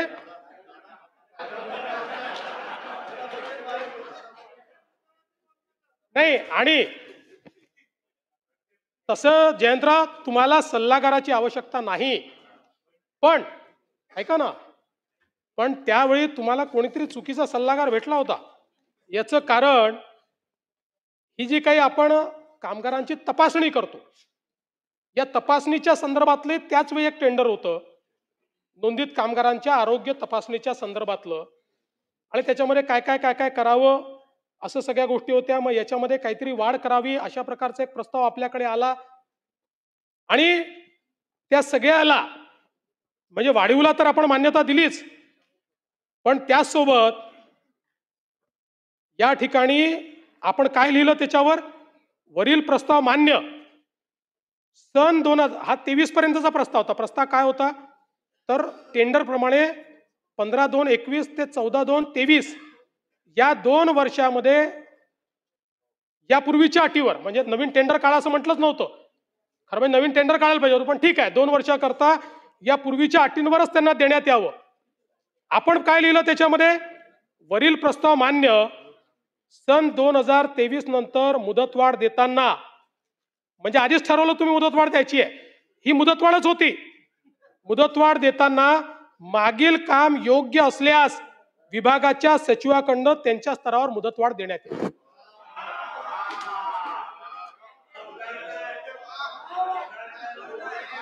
नाही, हा नाही नाही जयंतराव, योग्य असल्यास हे कसं देता येईल मला सांगा. एक टेंडर संपलं तरी तुम्ही त्याला 2 वर्षाची मुदतवाढ देताय, आणि त्याच्यावरही तुम्ही म्हणताय की त्याच्यानंतरही आवश्यक असेल तर मुदतवाढ द्या. तर नाहीये नाहीये, असा नाहीये प्रस्ताव. तुमच्या अक्षरात लिहिलंय. परत दादांना वाचायला देतो आता.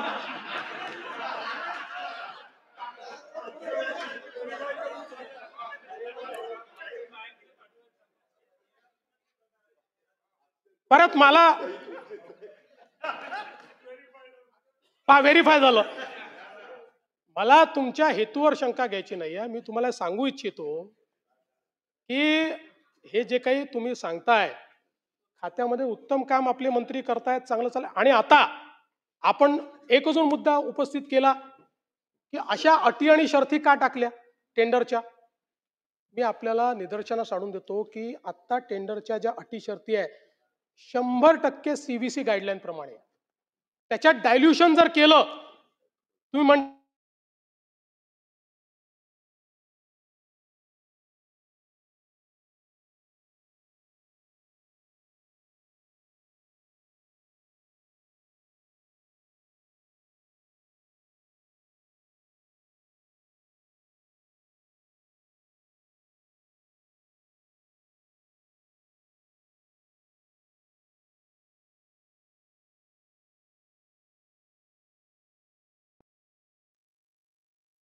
मिळणार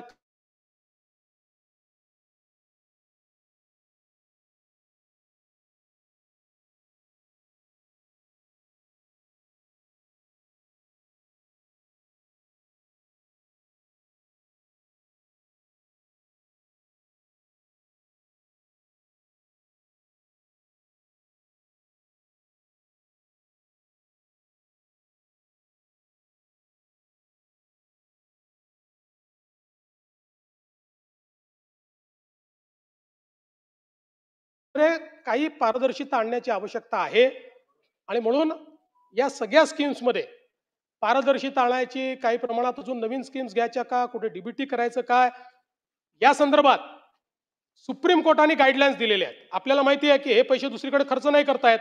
लाडक्या बहिणींना द्यायचे ठरवले म्हणजे त्यांच्याकडे 5-7 हजार कोटी रुपये आहेत. इकडे आपल्याला कर्ज घ्यावं लागतं, पण ते आपण लाडक्या बहिणींना देऊ शकत नाही, ते यांनाच आपल्याला द्यायचं आहे. त्यामुळे अजून काही नवीन योजना पारदर्शीपणे आणण्याची जर परवानगी मिळाली तर निश्चितपणे आम्ही त्या योजनाही या ठिकाणी आणण्याचा प्रयत्न हा निश्चितपणे करू, हे मी सांगू इच्छितो. या ठिकाणी ऊर्जा विभागाच्या संदर्भातही काही सदस्यांनी विषय उपस्थित केले.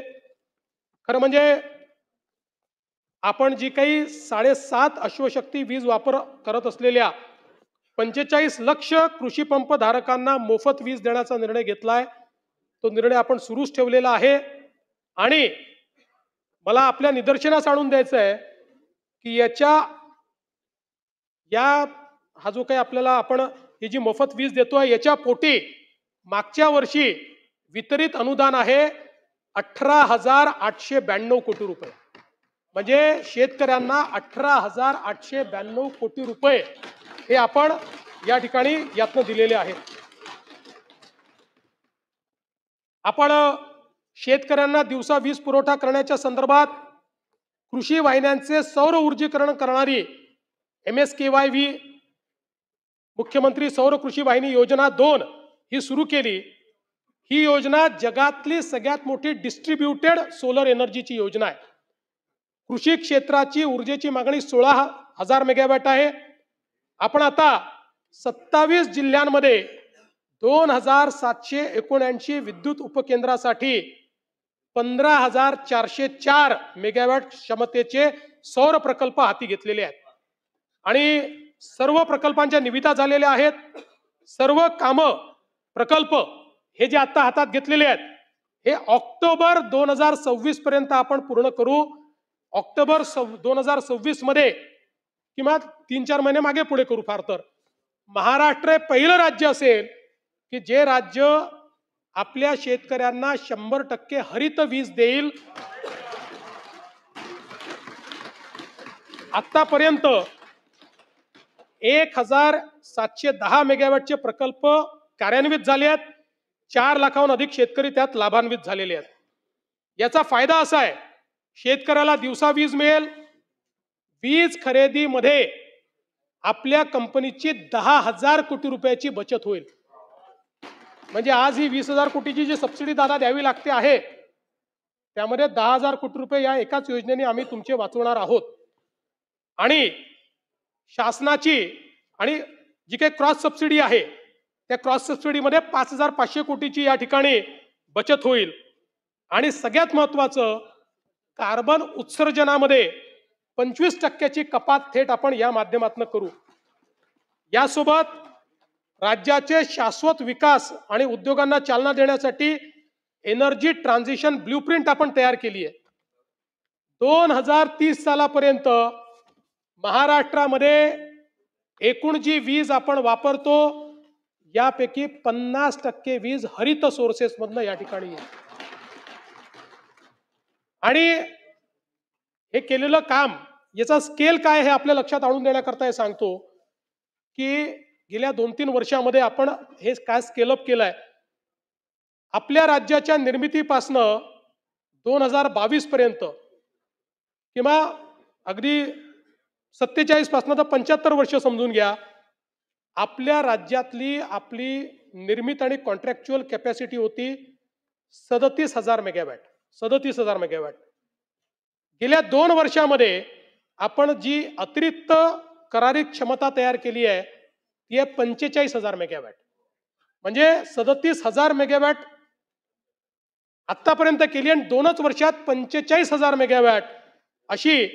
आणि एकूण जे काही कार्यारंभ आदेश आपण जारी केलेले आहेत, यामुळे वर्ष 2030 साली आपल्याकडे 82,000 मेगावॅट वीज उपलब्ध असेल आणि त्यातली 45,000 मेगावॅट ही या ठिकाणी जवळपास आपण हरित ऊर्जा या ठिकाणी आपण तयार करणार आहोत. सगळ्यात महत्वाचं काय आहे तर याचे दर.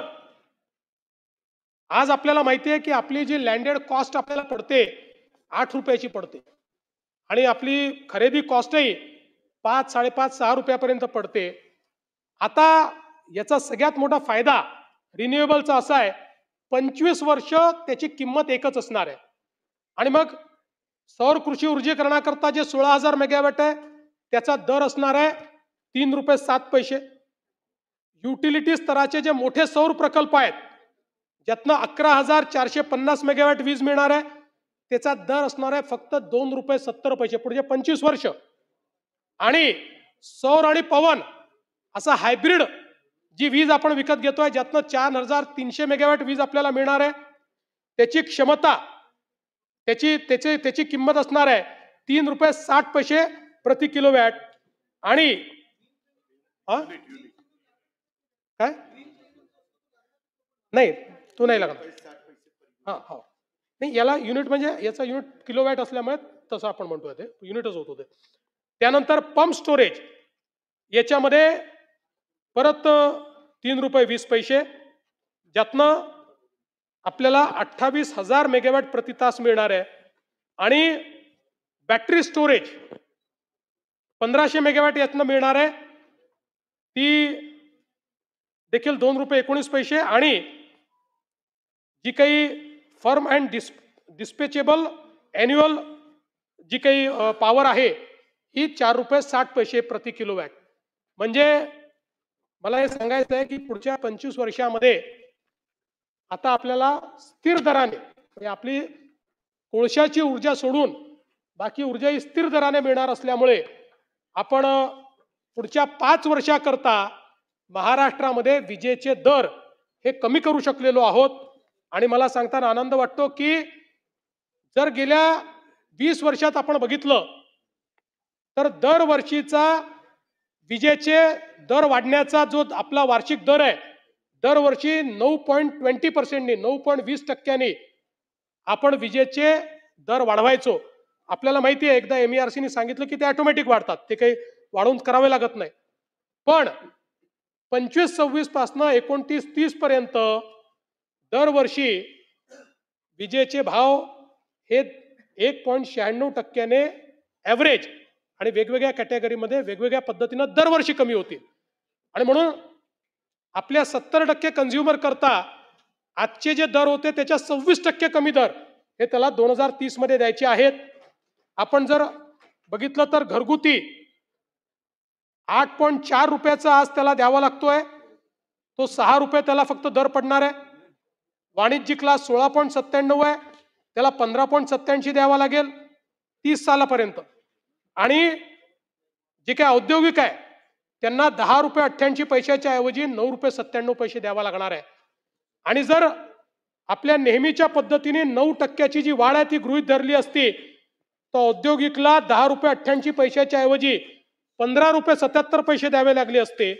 वाणिज्यिकला 16 रुपये 97 पैशाच्या ऐवजी 23 रुपये 91 पैसे द्यावे लागले असते. आणि घरगुतीला 8.14 रुपयाच्या ऐवजी 8 रुपये 14 पैशाच्या ऐवजी 11 रुपये 32 पैसे द्यावे लागले असते. पण आता या स्थिर आकारामुळे हा एक महत्वाचा विषय या ठिकाणी होतोय. यासोबत मला हे सांगायचं आहे की PM कुसुम या योजनेच्या अंतर्गत देशभरामध्ये जे सौर पंप लागले देशभरामध्ये त्याच्या 60% पंप एकट्या महाराष्ट्राने लावलेले आहेत. आणि आपण जर बघितलं आकडा का महत्वाचा आहे तर आपण साधारण सौर पंप लावण्याची सुरुवात ही 2015 साली केली होती आणि त्यावेळेस इतक्या योजनाही नव्हत्या. पण 15 ते 23 अशा या 8 वर्षामध्ये आपण 1,89,000 पंप लावले आणि जानेवारी 24 ते जून 25 एवढ्या 1 वर्ष 2 महिन्याच्या कालावधीमध्ये 3 महिन्याच्या कालावधीमध्ये आपण 3,86,000 पंप या ठिकाणी लावले. आता मोठ्या प्रमाणात हे जे काही पंप लागलेले आहेत यामुळे 23 लाख एकर जमीन ही ओलिताखाली आलेली आहे आणि आता पुन्हा या पंपांना आपण गती दिली आहे. याच्यामध्ये थोडा एक लॅग तयार झाला होता, कारण आपण एडीबी सोबत एक करार केलेला आहे. एडीबीने आपल्याला अट टाकली होती की 1 लाख पंप संपल्यावरच दुसऱ्या 1 लाखाचं टेंडर काढावं, पण आता त्यातनी आपण सूट घेतलेली आहे. त्यामुळे आता हा लॅग दूर होईल आणि डिसेंबर पर्यंत सगळे पंप जे आहेत हे आपण या ठिकाणी लावू शकू, अशा प्रकारची आपल्याला अपेक्षा आहे. यामध्ये पंप लावल्यानंतर एकतर पंपाचा पुरवठा कोणी करायचा, आपण एमपॅनल लिस्ट दिलेली आहे, त्यामुळे सरकार ठरवणार नाहीये. एमपॅनल लिस्ट प्रमाणे जो कोणी शेतकरी आहे त्यांनीच ठरवायचं कुठला पंप कोणाचा पंप घ्यायचा आहे. तो पंप घेतल्यानंतर 5 वर्षापर्यंत त्याची देखभाल दुरुस्ती ती कंपनी करेल आणि 5 वर्षापर्यंत त्या पंपाचा इन्शुरन्स असेल, तो तुटला फुटला चोरी गेला तरी त्याचे सगळे पैसे हे इन्शुरन्स कंपनीच्या माध्यमातून त्या ठिकाणी भरण्यात येतील. अशा प्रकारची ही योजना या ठिकाणी केली आहे. यासोबत प्रधानमंत्री सूर्यघर योजना या योजनेत महाराष्ट्र दुसऱ्या क्रमांकावर आहे. आतापर्यंत आपण 2,24,000 घरगुती ग्राहकांना 858 मेगावॅट पेक्षा जास्त क्षमतेचे रूफटॉप सोलर या ठिकाणी लावलेले आहेत आणि 1,500 कोटीहून जास्त सबसिडीचा लाभ देखील त्यांना दिलाय. आता यातल्या कोणालाही 1 रुपयाही बिल विजेचं भरावं लागत नाही. प्रधानमंत्री आवास योजनेच्या अंतर्गत 30 लाख घरं आपल्याला केंद्र सरकारने दिली आहेत. या प्रत्येक घरावर रूफटॉप सोलर लावण्याचा आपण निर्णय घेतलेला आहे. त्यामुळे या 30 लाख कुटुंबांना पुढे विजेचं बिल येणार नाही, त्यांना मोफत वीज मिळेल.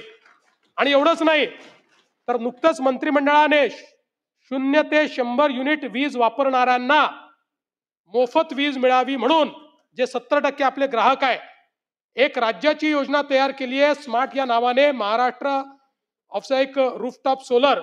या योजनेच्या अंतर्गत आपण राज्याची सबसिडी देऊन त्यांना रूफटॉप सोलर देतोय. यातल्या पहिल्या टप्प्यामध्ये 5 लाख ग्राहकांसाठी 635 कोटी रुपयाची राज्य योजना मंत्रिमंडळाने मंजूर केलेली आहे. आपला प्रयत्न आहे की घरगुती विजेचा वापर करणाऱ्या जास्तीत जास्त लोकांना सोलर देऊन त्यांना विजेच्या बिलापासून मुक्ती द्यायची, त्या दृष्टीनं हे काम आपलं चाललेलं आहे. ट्रान्सफॉर्मर आणि वितरण रोहित्र या संदर्भातही काही लोकांनी मुद्दा मांडला. आपल्याला कल्पना आहे की नादुरुस्त रोहित्र दुरुस्त करण्यासाठी आपण मोठ्या प्रमाणात जवळपास 2,417 एजन्सी नियुक्त केलेल्या आहेत आणि 25-26 या कालावधीमध्ये आपण 8,737 जे काही नादुरुस्त रोहित्र होते ते सुधारवणे आणि 8,726 वितरण रोहित्र बदलण्याची कारवाई देखील केलेली आहे. यासोबत जवळपास 10,400 थ्री फेज वितरण रोहित्रांचा साठा आता आपल्याकडे उपलब्ध आहे. त्यामुळे कुठेही डिस्ट्रीब्युशन ट्रान्सफॉर्मर आता नाही, ते फेल झालं म्हणून 8-8, 10-10 दिवस लोकांना थांबावं लागणार नाही, अशा प्रकारचा प्रयत्न आपण केलाय. या ठिकाणी ऑइलच्या संदर्भात वगैरे आता सांगून आपला मी वेळ घेत नाही. निरंतर योजनेच्या संदर्भात यापूर्वी मी बोललेलो आहे ते सांगत नाही. RDSS मध्ये मोठ्या प्रमाणात जे काम चाललेलं आहे ते सांगून आपलं मी आता वेळ या ठिकाणी घेत नाही. पण ऊर्जा क्षेत्रामध्ये अतिशय क्रांतिकारी अशा प्रकारचं काम करण्याचा प्रयत्न आपण करतो. अर्थात पुढचे 3-4 वर्ष इन्फ्रास्ट्रक्चर मध्ये खूप काम आपल्याला करावं लागणार आहे, कारण ज्या पद्धतीनं आपली विजेची मागणी वाढलेली आहे तेवढ्याच वेगानं डिस्ट्रीब्युशन नेटवर्क आणि ट्रान्समिशन इन्फ्रास्ट्रक्चर हे आपण तयार करू शकलेलो नाही. त्यामुळे वीज उपलब्ध आहे, पण हे सगळं इन्फ्रास्ट्रक्चर याचा ॲडिक्वसी प्लॅन झाला, त्याचा टायअप झाला, पैशाची उपलब्धता झाली, त्याचे टेंडर झाले आहेत. आता ह्याचं एक्झिक्युशन करण्याकरता पुढच्या 3 वर्षामध्ये फेजमध्ये हे या ठिकाणी होईल आणि या महाराष्ट्राला अतिशय दर्जेदार अशा प्रकारची वीज या ठिकाणी स्वस्तात देण्याचं काम हे या राज्य सरकारच्या माध्यमातून निश्चितपणे करण्यात येईल. आज खरं म्हणजे लोकशाहीर अण्णाभाऊ साठे यांचा स्मृती दिन आहे. मी त्यांना अभिवादन करतो आणि त्यांच्या विचारावर चालणारं हे सरकार आहे हे निश्चितपणे या ठिकाणी अधोरेखित करतो. आणि म्हणूनच आपण जर बघितलं असेल तर आयुष्यभर दलित, वंचित आणि कष्टकरी समाजाचा विचार हा अण्णाभाऊ साठेंनी आपल्या कवितांच्या माध्यमातून, आपल्या लेखनाच्या माध्यमातून मांडला आणि तोच विचार आणि त्याच घटकांकरता काम करण्याचा प्रयत्न आम्ही करतो. आणि म्हणून निश्चितपणे मी समाजातल्या सर्व प्रकारच्या वंचितांना आश्वस्त करतो की हे सरकार सातत्याने वंचितांचा विचार करून त्यांच्याकरता काम करेल. आज मुंबई करता अनेक प्रकल्प आपण करतो आहोत. अटल सेतू पूर्ण झालाय, एक कोस्टल रोड पूर्ण झालाय, आता बांद्रा वर्सोवा कोस्टल रोडचं काम चाललंय. वर्सोवापासनं दहिसर आणि दहिसरपासनं भाईंदर याचे वर्क ऑर्डर आपण दिलेले आहेत, त्याचंही काम आपण चालू करतो. त्यामुळे वेस्टर्न साईडला सीमलेस कनेक्टिव्हिटी आपण करतो आणि यासोबत भाईंदर म्हणजे उत्तनपासनं तर विरारपर्यंत एक अजून सागरी सेतू तयार करण्याकरता आपला प्रकल्प तयार झालेला आहे. जायकाकडे आपण तो लवकरच देतो आहोत. इन प्रिन्सिपल त्यांच्याशी चर्चा देखील झालेली आहे.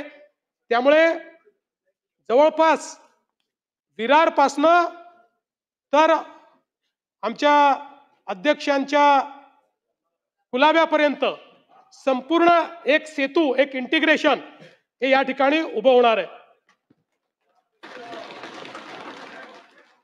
आपल्याला कल्पना आहे की सांताक्रूज चेंबूर लिंक ईस्टर्न आणि वेस्टर्न फ्रीवेसाठी सिग्नल फ्री असा कॉरिडॉर 6.45 किलोमीटरचा आपण तयार करतो. ऑरेंज गेट टनेल प्रकल्प म्हणजे आपण ईस्टर्न फ्रीवेवरनं उतरलं की थेट एका टनेलमध्ये शिरू आणि चौपाटीवर बाहेर निघू, अशा प्रकारचा प्रकल्प, याचं काम सुरू झालेलं आहे. बांद्रा वर्सोवा सी लिंक 90 मिनिटाचा प्रवास 10 मिनिटावर येणार आहे. Thane Borivali twin tunnel 23 kilometre via Ghodbunder, यामुळे 12 किलोमीटरचा प्रवास आणि वेळ वाचणार आहे, याचं काम आपण सुरू केलेलं आहे. विरार अलिबाग कॉरिडॉर या संदर्भात लँड ॲक्विजिशनचं काम आपण सुरू केलेलं आहे. ठाणे क्रिक ब्रिज मुंबई आणि नवी मुंबई कनेक्टिव्हिटी ॲडिशनल ब्रिजमुळे वाढणार आहे.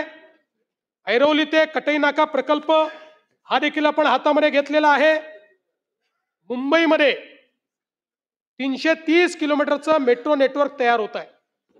मेट्रो 3चे 2 टप्पे खुले झाले आहेत. लवकरच मेट्रो 3 पूर्णपणे कार्यान्वित आम्ही करणार आहोत. ऑक्टोबरपर्यंतही कार्यान्वित करण्याचा आमचा प्रयत्न आहे. दहिसर डीएन नगर मंडाले, वडाला ते कासरवडवली, ठाणे भिवंडी कल्याण, स्वामी समर्थ नगर विक्रोळी, अंधेरी ते दहिसर, मीरा भाईंदर, नवी मुंबई, गायमुख, शिवाजीनगर, कासरवडवली, गायमुख मीरा रोड, तळोजा ते कल्याण, मीरा रोड ते विरार, विक्रोळी ते बदलापूर, अशा 14 मेट्रो मार्गाची आपण या ठिकाणी करतो आहोत. आणि याकरता एकात्मिक तिकीट प्रणाली आपण तयार केलेली आहे, ती यशस्वी झालेली आहे, त्याचं ट्रायल चाललेले आहेत. या एकात्मिक प्रणालीमुळे एक तिकीट आपण जर घेतलं तर या तिकिटावर आपल्याला मेट्रो, सबर्बन रेल्वे, मोनो, बस आणि वॉटर ट्रान्सपोर्ट अशा सगळ्या ट्रान्सपोर्टेशन मध्ये प्रवास करता येणार आहे. आणि हे तिकीट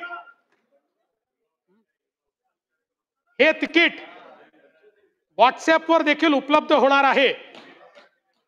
हेच तिकीट व्हॉट्सॲपवर होणार आहे, निवडणुकीचं तिकीट व्हॉट्सॲपवर मिळणार नाही.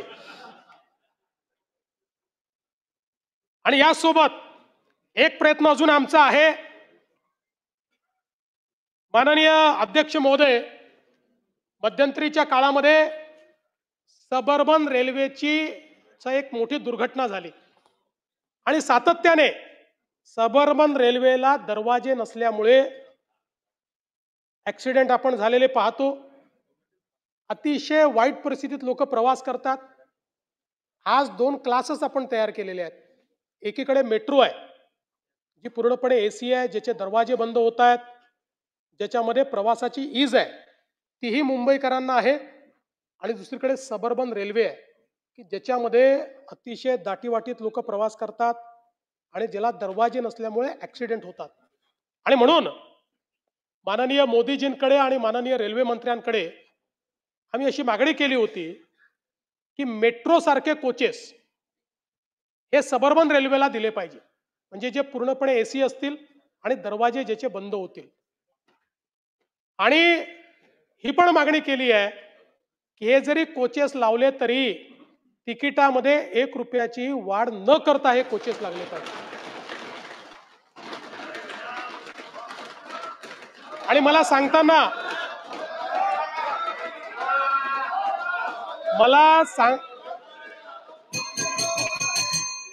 सांगताना याचं समाधान आहे. आजच सकाळी माननीय रेल्वे मंत्री मुंबईमध्ये होते आणि त्यांनी हे सांगितलं की आम्ही या संदर्भात सकारात्मक निर्णय घेतो आहोत.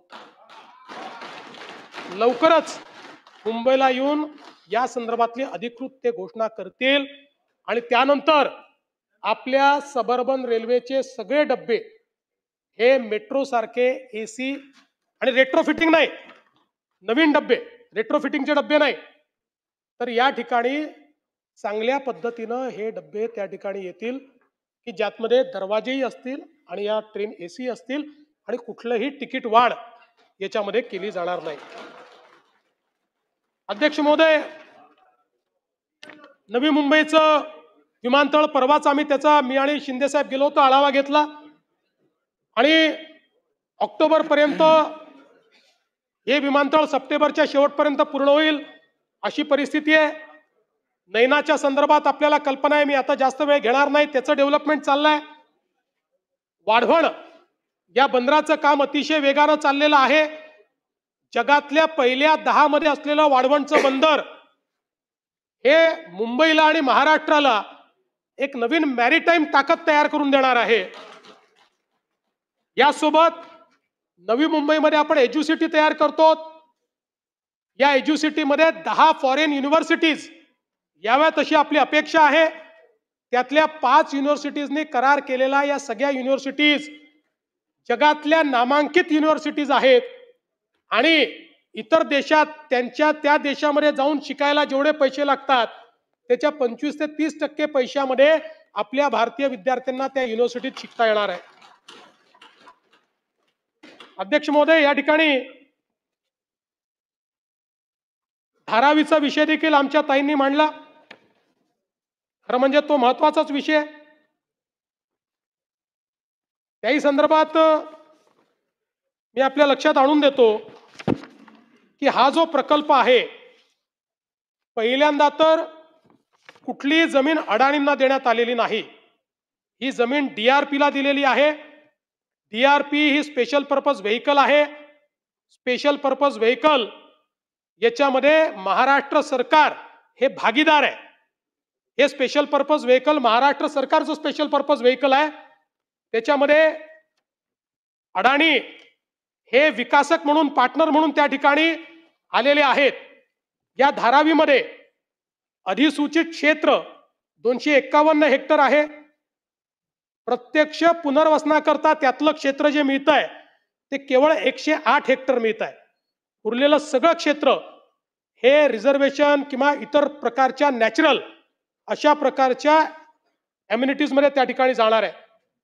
108 हेक्टरच्या क्षेत्रामध्ये हे काम करायचं आहे. यामध्ये एकूण प्रकल्पाचा जो खर्च आहे हा 95,790 कोटी प्राथमिक खर्च आहे.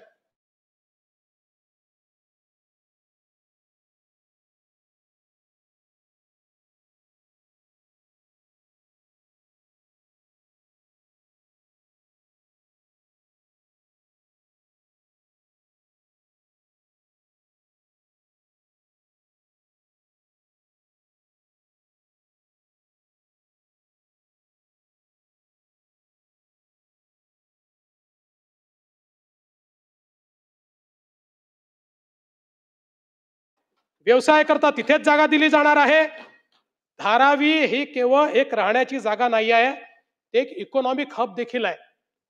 म्हणजे मी नेहमी सांगतो की 2014 पासून जरा मी मोठ्या दुकानातनं जोडे घ्यायला लागलो. 2014 पूर्वी माझे जोडे मी धारावीतनं घ्यायचो, बॅगही धारावीतनं घ्यायचो. याचं कारण तुम्हाला पाहिजे त्या ब्रँडची बॅग आणि जोडे हे 10% किमतीत तुम्हाला धारावीत त्या काळात तरी मिळायचे.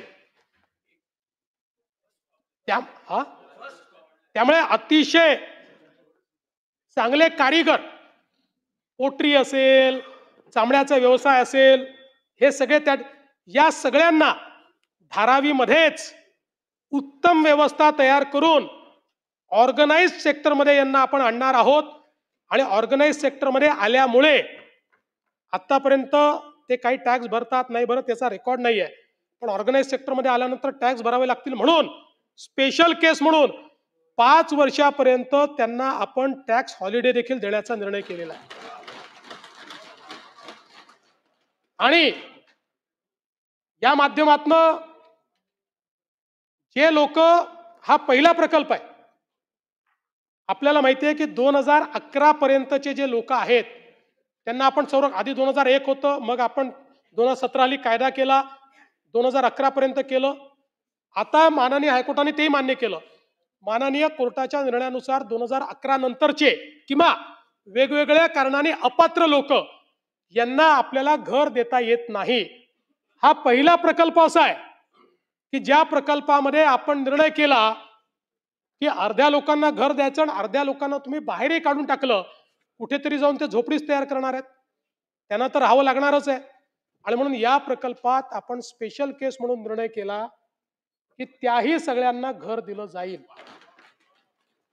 आणि चांगल्या क्वालिटीचं घर दिलं जाईल. आणि आता आपण त्याला रेंटल हाऊसिंग म्हणतोय, कारण माननीय उच्च न्यायालयाच्या निर्णयाप्रमाणे आपल्याला आज त्यांना पक्क घर देता येत नाही, पण 12 वर्ष रेंटल हाऊसिंग मध्ये ते जर राहिले तर ते घर त्यांच्या नावे करण्यात येईल, हाही निर्णय आपण केलेला आहे. त्यामुळे 10 लाख लोकांना त्यांचं स्वतःचं घर या ठिकाणी आपण देणार आहोत. आणि याकरता, या पुनर्वसनाकरता आपल्याला 541 एकर जागा या ठिकाणी वेगवेगळ्या ठिकाणी लागणार आहे. तीही जागा अडाणींना नाही, DRP ला देण्यात येते आहे. आणि त्या जागेवर त्यांना सेल युनिट करता येणार नाही, कमर्शियल करता येणार नाही, केवळ त्या ठिकाणी रिहॅब ते करतील आणि रिहॅबला लागणारी थोडी दुकानं किंवा काय जे काय असेल ते त्यांना करता येईल, याच्या व्यतिरिक्त करता येणार नाही. आणि म्हणून आपण जर या ठिकाणी बघितलं तर हा जो काही प्रकल्प आपण करतो आहोत, देशातला नव्हे कदाचित जगातला सगळ्यात मोठा अर्बन रिन्युअलचा प्रकल्प हा या ठिकाणी तयार होणार आहे. आणि या दृष्टीनं जवळपास आता 90% होम टू होम अशा प्रकारचं सर्वेक्षण झालेलं आहे.